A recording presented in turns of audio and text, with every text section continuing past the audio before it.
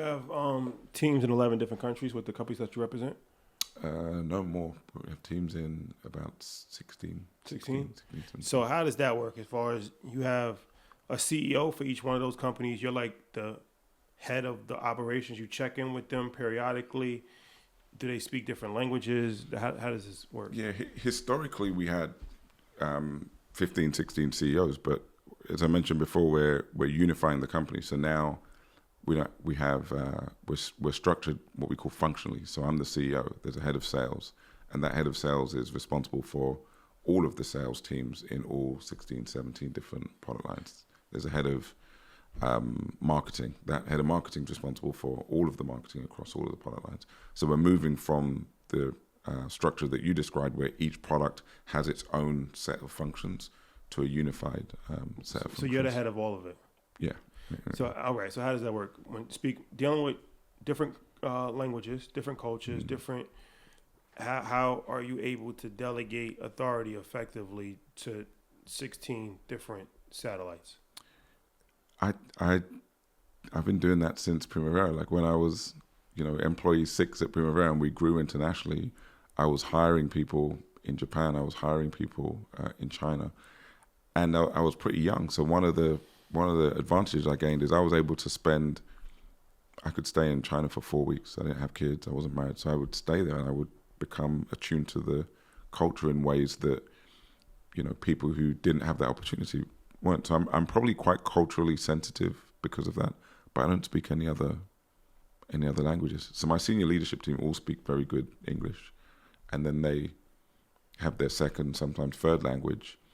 But business is pretty international now. Like it's not, it hasn't been a major issue for me. No. And what countries do you have presence in with these countries? My biggest, Germany, France, Spain, huge center in India, huge center in Bulgaria, big center in Morocco, a little bit here in the US. So we're everywhere.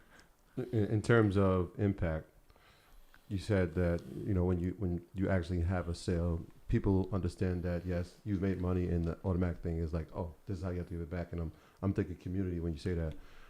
But in terms of the space, the sector, are you seeing people? Are you coming into the space, or are you still the guide? And it's like, when are the crowds going to come? When are people going to take interest? When they're going to have an idea that this is an opportune way to expand your career?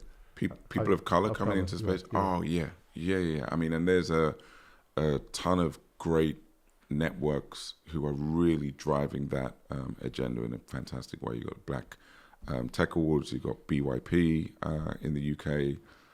So there are a handful of organizations who are really, really driving that agenda. And there's I get hundreds of messages a week from young Black people trying to get into tech or early in tech. We just had an event through my foundation, 300 people, most of them in or around tech-enabled services. So yeah, it's brilliant to see the energy from the Black community coming into tech.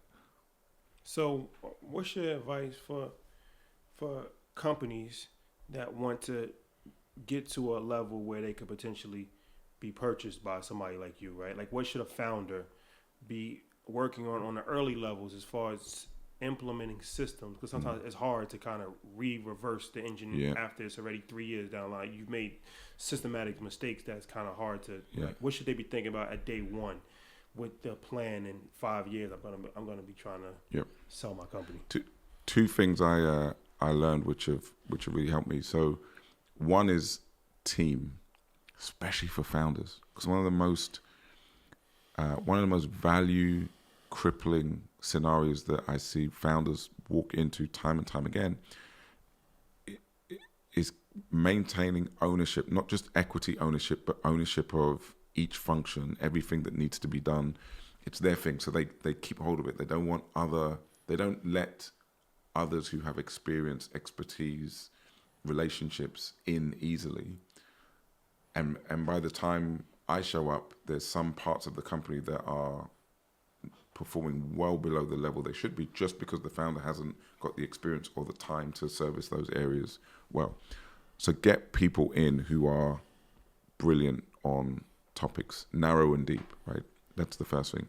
Second thing I learned is to start to manage your company in the way that your target acquirer might manage your company.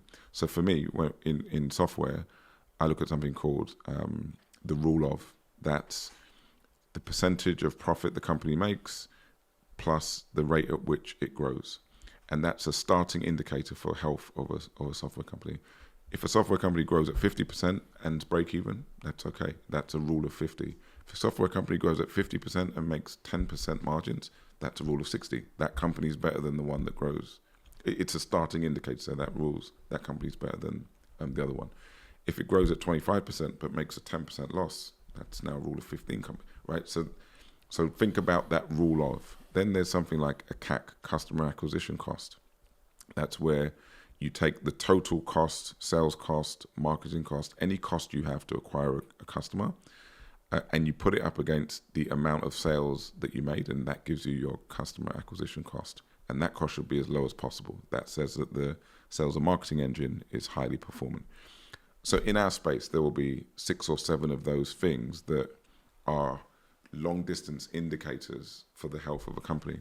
And when I sit with a founder or entrepreneur in an acquisition conversation and they sit down and say, my CAC is €1.10 now, it was €1.25 last year, and I think I can get it to 99, I almost stop thinking about whether that number is good or bad. I just now know that this company's sales and marketing engine is run in a way that is highly considerate of optimizing the CAC. That's a brilliant thing, right? That means that the company thinks about it, they calculate it, they know what they spend on. That's a very comforting thing. So when I've been building companies, I start to understand what the ultimate acquirer is going to be interested in and start to manage my company, using terms, languages, and KPIs that ultimately they're going to measure me on. So you're starting with the end. I literally that was going to be my next question. So that's how they prepare for it. But that literally sounds like what you're doing when you're looking to acquire.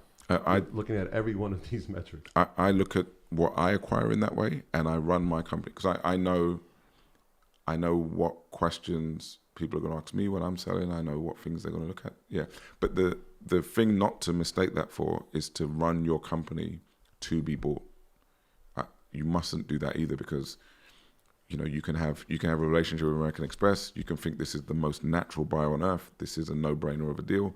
And then the thing can go the way like it was going with me. So you can't run the company to be sold, but you should run it, using the metrics, the language, the standards of excellence that potential acquirers are going to be interested in.